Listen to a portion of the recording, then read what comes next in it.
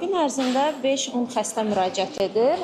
Bu uşaqlarda yüksək hərarət, öskürək, bəlğəmli öskürək, baş ağrıları, halsızlıq əlamətləri ilə müraciət edirlər.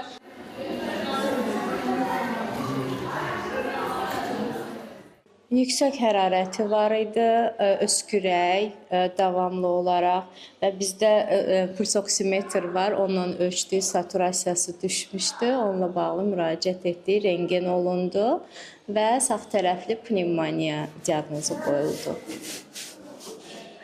Son vaxtlar bu kimi şikayətlərlə xəstəxanaya müraciət edən valideynlərin sayı artıb. Paytaxt sakini Gülnar Məcidova da 7 yaşlı övladının 14 gündür bu xəstəlikdən müalicə aldığını deyir.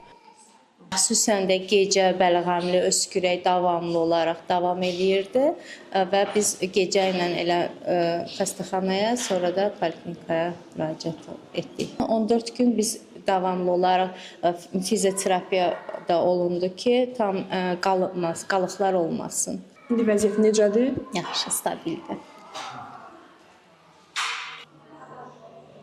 Pnevmoniya diaqnozu ilə tibb müəssisələrinə müraciət edənlərin sayını olduğumuz xəstəxanada da müşahidə etdik. Təngi nəfəslik olur, birinci qrip burun axması, qriplər keçir, ağırlaşır pnevmoniya, təngi nəfəslik olur, öskürək olur, quru öskürək, sonra keçir yaş öskürəyə.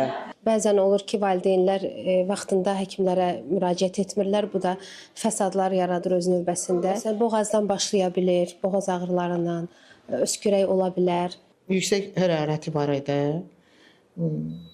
şiddətli öskürəyi. Ona görə gətirmişik həkimə ki, görək nə deyirlər, diaqnozuna qoyulacaq. Gecə saatlarında öskürəyi çoxalırdı. Uzun müddətdir belədir? Ondasa bir 4 gün, 5 gün olar. Bəs tez-tez təsadüf edilən bu xəstəliyə yoluxma səbəbləri nədir? Pnevmoniya ümumiyyətlə ağciyərlərin iltihabı deməkdir. Pnevmoniyanın sezonu yoxdur. Yəni, deyək ki, infeksiyalar kimi bu dövrdə var və yaxud da ki, yoxdur. Belə bir şey yoxdur. Pnevmoniya hər dövrdə yarana bilər və yaranma səbəbləri də müxtəlifdir. Bakteriyalar nəticəsində yarana bilər, virus infeksiyalarından yarana bilər və göbələklərdən yarana bilər.